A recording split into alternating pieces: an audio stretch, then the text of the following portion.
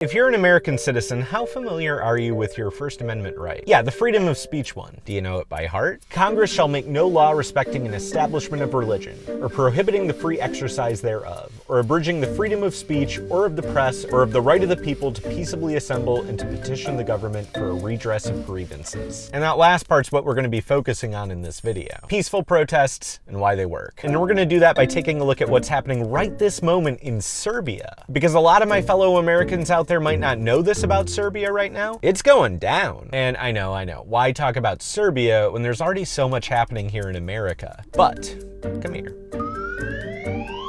Let me tell you a little secret. It's all connected. Yeah, like in the conspiracy theory way. Except what's happening is very out in the open and very corrupt. This is a video about why nonviolent revolutions, like the ones happening in Serbia, are the most effective way of bringing about societal change. But this is also a video about wannabe dictators like Aleksandar Vucic, Viktor Orban, and his best friend Donald Trump, who's been trying to build a hotel in Belgrade, the capital of Serbia, for years. And of course, the inescapable creep of Russia and China's influence in eroding democracies in the West. It's been going on for a while. Truth be told, this should be a much bigger video than the one I'm making right here. But time is short and democracy's on its last legs. My last video was about speed and politics, so let's get a move on. Starting with the person who did all the research on nonviolent revolutions.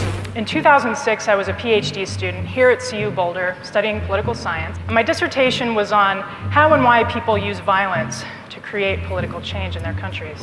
And what I would have said was that although it was tragic, it was logical in such situations for people to use violence to seek their change. But then I was invited to an academic workshop put on by the International Center on Nonviolent Conflict. They were giving a week-long primer on nonviolent resistance to try to get people like me to teach about it in our classes. Now, my view of all of this at the time was that it was well-intentioned but dangerously naive. Maybe nonviolent resistance works if you're seeking environmental reforms, gender rights, labor rights, but it can't work generally if you're trying to overthrow a dictator or become a new country. And it definitely can't work if the authoritarian leader you're facing is not incompetent, is somebody who's really brutal and ruthless. That's Chenoweth doing a TEDx 11 years ago in Boulder, Colorado. I don't know, seems relevant. Now, in this speech, Erica talks about how she used to believe that a violent Leninist-style revolution was the only way to achieve lasting social change. But my soon-to-be co-author Maria Stefan came up to me and said something like, "If you're right, why don't you prove it?" Now, believe it or not, nobody had really done that before systematically. She did the research and she changed her mind. I collected data on all major nonviolent and violent campaigns for the overthrow of a government or territorial liberation since 1900. The data cover the entire world and consist of every known case where there were at least 1,000 observed participants. This is hundreds of cases. From 1900 to 2006, nonviolent campaigns worldwide were twice as likely to succeed outright as violent insurgency. And there's more. This trend has been increasing over time, so that in the last 50 years, nonviolent campaigns are becoming increasingly successful and common, whereas violent insurgencies are becoming increasingly rare and unsuccessful. This is true even in those extremely brutal authoritarian conditions where I expected nonviolent resistance to fail. It actually turns out the Red Army was an aberration. An anomaly. Civil resistance or mass boycotts or protests are actually 2 times more effective than any other form of revolution. And this is something I still waffle on, despite knowing Erica's data. You know, there's knowing the data and then there's living through it, right? So let's reassure ourselves that civil resistance is still the best option over January 6th or whatever. And I don't mean this crap, I mean this stuff right here. Nonviolent protest. This is Belgrade, the capital of Serbia, where it's estimated that 325,000 people have gathered to protest Serbia's authoritarian leader, Aleksandar Vučić. Now, Vucic's government estimated the number much lower, under 200,000 people, which is important, because we're going to come back to these numbers after I explain something called the 3.5% rule. Erica studied over 300 uprisings and found that no single campaigns failed during that time period after they'd achieved the active and sustained participation of just 3.5%. 5% of the population. 3% of a population's involvement in a protest movement leads to a run-on effect, where other people start to feel emboldened to talk about injustice. The more people that speak out, the quicker the movement spreads, and those in power either have to concede to their demands or crumble. And this isn't always a rule. This country, Bahrain, in 2014 got to about 6% of their population protesting, and it still failed. So the 3.5% rule is more of a tendency than a rule, but it's a very common tendency, and it's only getting more common. Historically speaking, this is how protest movements go mainstream. Get to 3.5%, get that run-on effect, topple government. But what does that look like? Well, I have 100 pennies in front of me, and that's 3.5%. Actually, that's 4%. I can't grab half a penny. 3 people and 1 on the fence out of 100 is all it takes. Once this half flips, that's all it takes for other dissenting voices to start joining in. And that's 6%. Think about that. That's the worst case scenario out of 100 pennies. If you don't think your voice matters, it does. When people say that change doesn't start from the top down, it starts from the bottom up, this is what they mean. In my video about The Low Spark of High Heel Boys by Traffic, I alluded to this being the point of that song. You know, something shooting up out of the ground. So why am I still hopeful that civil resistance will prevail? Well, because there are 340 million people in America. 3.5% of that is 11.9 million. And to put that in perspective, that's about 77 million people, or how many voted for Kamala Harris in the last election. 11.9 million people is just under about like 1/7 of her voting bloc. And personally, I think this many people are pissed off enough right now to sustain a protest movement. Don't you? Imagine what would happen if all of these people participated in civil resistance. These guys would not stand a chance. Great, now let's take a look at those numbers again from the Serbian protest and see where we're at. If I do a little bit of quick math here, Serbia's population is 6.623 million people. 3.5% of 6.623 is 23805, what is that? 23,805 people. So that's our number to beat. So it's estimated that this protest here raked in 325,000 people. Serbian government estimated it at less than 200,000, you know, lower than the tipping point, but other independent organizations had bigger numbers. 325,000 people, above that tipping point. Honestly, even if you take an average of these two numbers, you're still at that tipping point. Okay, so what's about to go down in Serbia?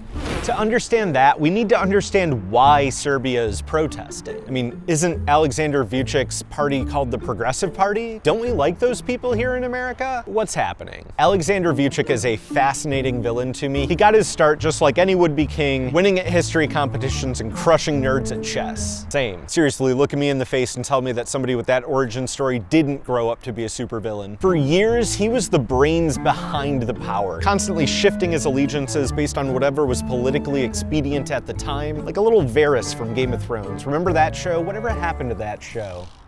Vucic was a minister in the government of Slobodan Milosevic, who was known as the Butcher of the Balkans and stood trial for war crimes such as genocide. Vucic was cut from the same cloth. He once threatened that for every Serb killed in the Balkan War, Serbian forces would kill 100 Muslims. Now he's the leader of the Serbian Progressive Party. However Vucic could cozy up to power, he would. And that eventually led him to be in charge of Serbia. Go figure. Now, due to an unchecked ego and a drive to win at everything, he's done it. He's in charge of everything, proving that you can be extremely good and smart at politics, but if the only reason that you're playing the game is to achieve solo mastery, then you're gonna reach the end game pretty quick. Authoritarianism. My dear friends in the United States of America, you're gonna understand everything. See CNN, what CNN is saying, the truth is on the opposite side. And that's it. You're gonna see that they do and they say everything against me, exactly what they were saying about President Trump. And then you're gonna understand absolutely everything. If you wanna know the complete history of how Vucic rose to power, watch this video by this channel called Living Ironically in Europe.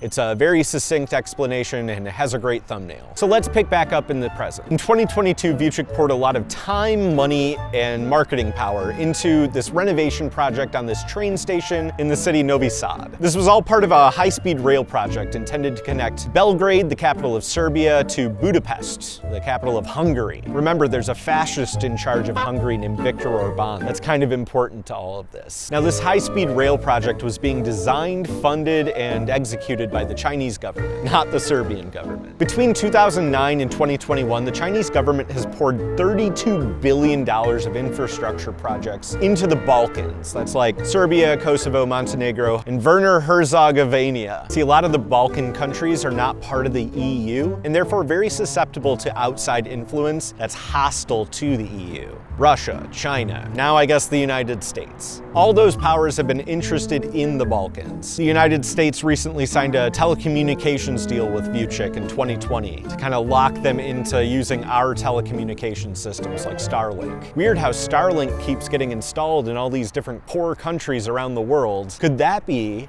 the global conspiracy that I was talking about at the beginning of the video? Keep watching to find out. And really, it's been kind of like the United States and China that have been vying for control of Serbia specifically over the last decade. China has invested heavily into Serbia's infrastructure, buying a bunch of United States investments that previously ran the country. The United States' relationship with Serbia is absolutely bizarre. The Ohio National Guard has close ties to the Serbian army. So the fact that the United States has sold a lot of their investments to China now for infrastructure, saying something. China's investment in the Balkan states is being called the new Silk Road. China is building a gateway to Europe through Greece and the Balkans. This started in 2013 in Kazakhstan when President Xi Jinping started the Belt and Road Initiative, which is their infrastructure project trying to unify Western Europe, North Africa, and the Middle East. Think about it. Poor countries are hungry for that infrastructure, baby. It's all free, too. What could go wrong? What, China's gonna turn the Balkans into a surveillance state? Perfect. It's what dictators like Aleksander Vucic and Viktor Orban want. Authoritarian surveillance states. Now, the problem with letting a country known for cutting corners and producing cheap, shoddy work redesign your infrastructure is, I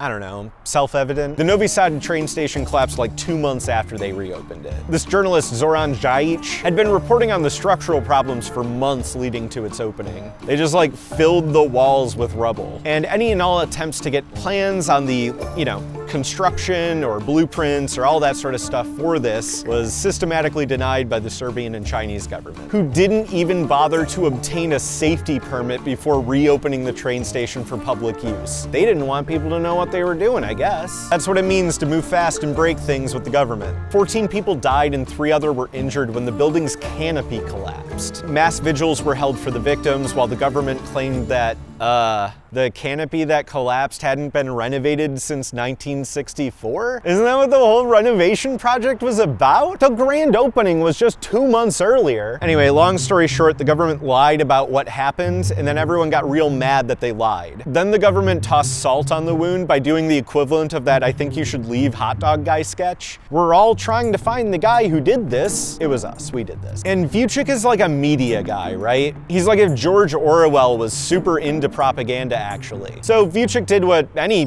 media-savvy dictator would do in his position. He hired a bunch of masked thugs to vandalize a building just before he was set to give a speech there. It was supposed to make the protests look a lot more violent than they were. Vucic just does this on the reg. They also did some performative arresting of officials. They locked up 17 dudes in a luxury prison for 2 months, then let them out, while there are still student protesters in jail for the crime of speaking their minds. White-collar prisons for white-collar criminals, gulags for nonviolent protesters. Classic dictator stuff. So, because of this, more people started protesting, then people started getting attacked by people in cars, the government did nothing, and now here we are.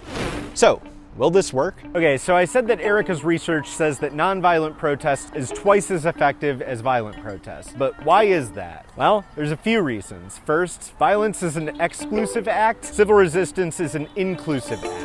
You attract more people when you're non-violent. Not everybody wants to storm the Capitol. Not everybody wants to be violent. But a lot of people do want to have their voices heard. This is something I'm going to be covering in my next video about Ogres by Adrian Tchaikovsky, a book about violent revolutions. But the number you need to remember here is that violent revolutions are 15% more likely to backslide into a civil war than a non-violent one. Ultimately, it's the accessibility of things like this that get us over that 3.5% mark. revolutions are a numbers game, then think back to my video about game theory. Cooperation is the most effective way to maximize value. And if the value you're trying to maximize is American democracy, then your best bet is a nonviolent protest. There was this big wheelchair sit-in in Congress in the 1970s, where a bunch of people in wheelchairs demanded to be treated like human beings. It was an extremely effective protest because it's very easy to stand behind somebody with a wheelchair instead of in front of them. Movements like this are at their best when they involve the elderly, children, and people of all walks of life. Which leads us to reason number 2. Visible action breeds more action. The reason why authoritarians are trying to conflate peaceful protest with terrorism right now is because they know it's the most effective way to fight them. Fascists gain power by dividing people. The more people that are sympathetic to a protest movement's cause means the more people that are not sympathetic to the thing that they are protesting. Remember in that movie Oppenheimer when they talk about splitting an atom being the start of a chain reaction that eventually leads to the collapse of the entire system? Neutrons smash into nucleus, releasing neutrons to smash into other nuclei. Criticality, point of no return, massive explosive force. But this time, the chain reaction doesn't stop. It would ignite the atmosphere. When we detonate an atomic device, we might start a chain reaction that destroys the world. That's what protest movements like this are aiming to do. That 3.5% mark is that chain reaction in the atom bomb that leads to the implosion. Sympathy is the death of dictators. Third is simple mob mentality, or the wisdom of crowds, or more officially, social proof. People look to the actions of other people to determine appropriate behavior. If this is the appropriate behavior they see, then they will find it appropriate, especially in uncertain situations. Think of a laugh track in a sitcom. The laugh track tells you when to laugh. Without the laugh track, things get weird quick. There's these awkward pauses where they're like, just kind of standing around, and a lot of times the jokes don't even land. You have lost so much weight. That must have been difficult for you because you were so fat. The Big Bang Theory is a famous example of this, where if you take the laugh track out, it's like, what's this show even about? Sorry I'm late. What happened? Nothing. I just really didn't want to come. Virgin Diet Cuba Libre, please. Okay. In a tall glass with a lime wedge. Oh, I'll wedge it right in there. The fascist playbook I covered in my video about Jon Stewart takes advantage of uncertain times by providing a strongman leader. To see how this tactic has been refined by ghouls like Milton Friedman and the capitalists who've been dismantling the American government for the last 50 years, check out The Shock Doctrine by Naomi Klein. It's a great book, should have won a Pulitzer. That said, as you'll see in my next video about Ogres by Adrian Tchaikovsky, revolutions and fascist movements are actually not that different. It's just the mindset that goes into it and what you want to get out of it. Both rely on strong leadership in uncertain times and often use the same maneuvers to accomplish their goals. And you can kind of see how authoritarianism and violent revolutions feed into each other, like a snake eating itself, where civil resistance is the way to break out of that cycle. Rather than relying on a single person's definition of truth, you provide social proof and a moral compass to guide your actions. Students invited the youth. Why aren't they coming out? Yeah, well, because they've never had to come out for something before, right? That's right. They've been trained to stay online. That's right, exactly. Yeah. We gotta get the youth involved. Exact. That's why I'm making this video. What did you say your name was? My name is Deborah Sherrill, community coordinator for the city of San Jose. And we found that people who are empowered and have the tools, what they can do is they can make a difference in their neighborhood to combat crime and access city resources to make their area safe and free, and they're empowered. But what happened is that they disbanded all the community coordinators up and down the state. And when that happened, there's more crime, more gangs, and the blight increased tenfold. And do you think that's because they wanted to increase funding to like police stations and all that sort of stuff to fight crime, to be like tough on crime? Exactly. Instead of taking the other route, which is empowerment, once we had the empowerment, the crime was down. So I'm here today with all these other folks trying to show that empowerment of the people is to make things right in a democracy way so we can maintain and keep our democracy. And I hope that we can entice other people to take a pro-democracy pro-democracy approach. Right, exactly. Yep. And we can get our government back up and running so that all of our needs are met. We the people, for the people. Exactly. Thank you so much. You're welcome. It's been a pleasure. In Peter Akerman and Harvey Merriman's 2021 book, A Checklist for Ending Tyranny, they explain how nonviolent protest works against authoritarian governments because it exploits two fundamental realities. First, authoritarian governments require obedience from the people that they oppress. And second, not everybody in those systems agrees with that. Sure, not everybody's on board for the revolution, but not everybody's on board for heartless oppression either. So with that in mind, civil resistance tries to remove obedience and apply nonviolent pressure to disrupt oppressive systems. Nonviolence as an ethic is what people do when they want to develop a morality that's personally satisfying to them, but it's not a method of putting pressure on an opponent. Civil resistance or nonviolent conflict or nonviolent resistance is also not conflict prevention or conflict resolution. Those two describe how to either avoid a conflict or resolve one. We're talking about what happens when the conflict can't be avoided. It must be waged. The tactics have a self-limiting quality that's described as nonviolence. The essence of what conflict is two adversaries in fundamental disagreement hurling sanctions or punishments on the other to change the other's position. So in that sense, it's totally common with violent conflict where you're using violent tactics to create the punishment. We're using nonviolent tactics to create a different sort of punishment because the essence of civil resistance is creating disruption of the existing order. And just as we'll see next video in Leninist revolutions, nonviolent revolutions still require a vanguard force. And that is protests like the one in Serbia.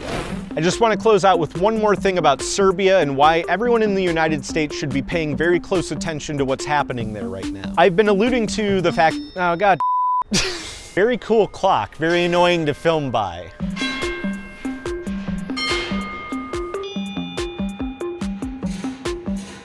All right. This whole video I've been alluding to the fact that what's happening in Serbia right now is part of a larger global attack on democracy being carried out by Russia, China, and now the United States. Yeah, I know why you're actually here, so let's talk about it.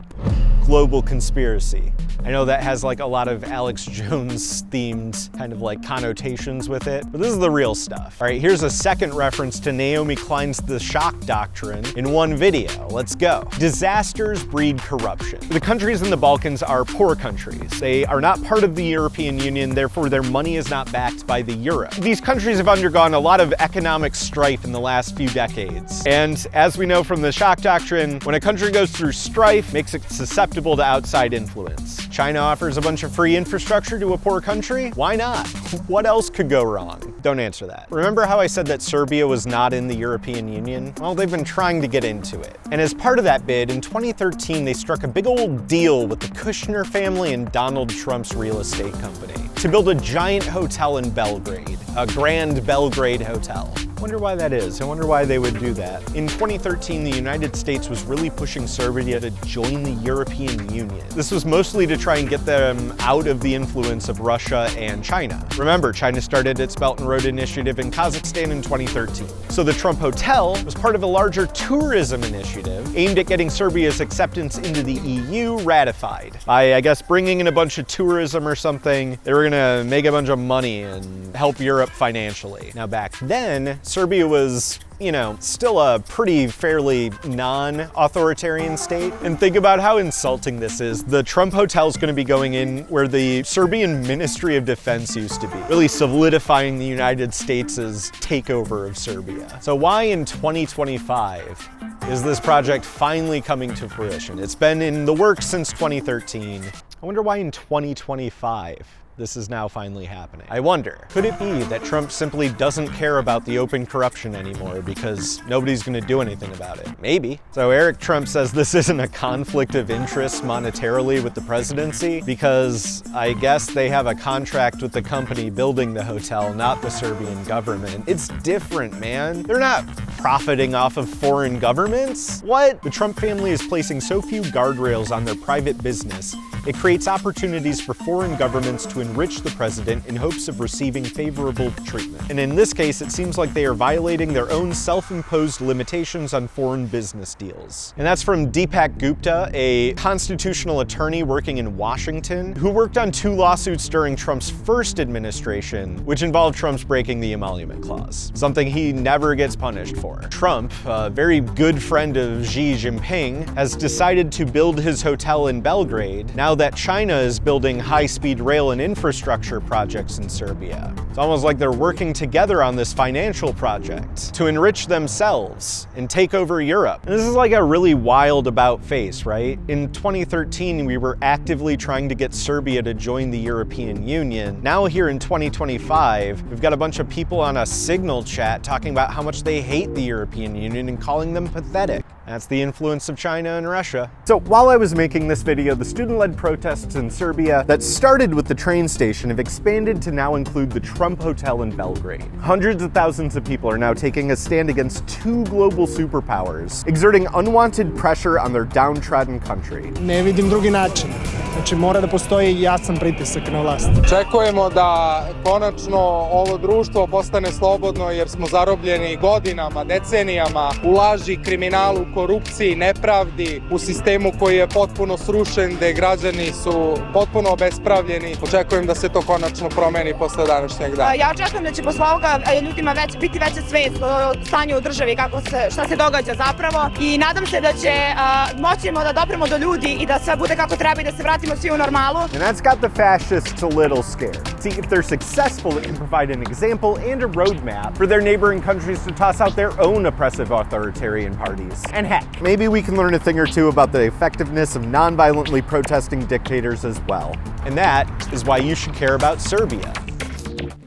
Well, that was fun. Glad you're still here. Sorry I'm late on this video. I had it done like 2 weeks ago and then I had to pivot for legal reasons. Real quick aside, when I told my family I was planning on going to a peaceful protest, they got all like scared for some reason. I was like, what's going on here? Then I realized all the conservative propaganda they get fed has them conditioned to believe that all protests are violent. Very sad. And that's kind of what prompted me to make this video. Protesting is cool, man. They only show you the violent ones to discourage you from doing it. Real quick, I want to tell you about this short story collection I was publishing called Primal Voices. My story's about a group of scouts who go off into the woods to get their wilderness survival merit badge and run into a raptor. Spoilers. Basically my pitch for the perfect sequel to Jurassic Park. If that sounds neat to you, there's a link in the description where you can get yourself a copy. Thanks for watching.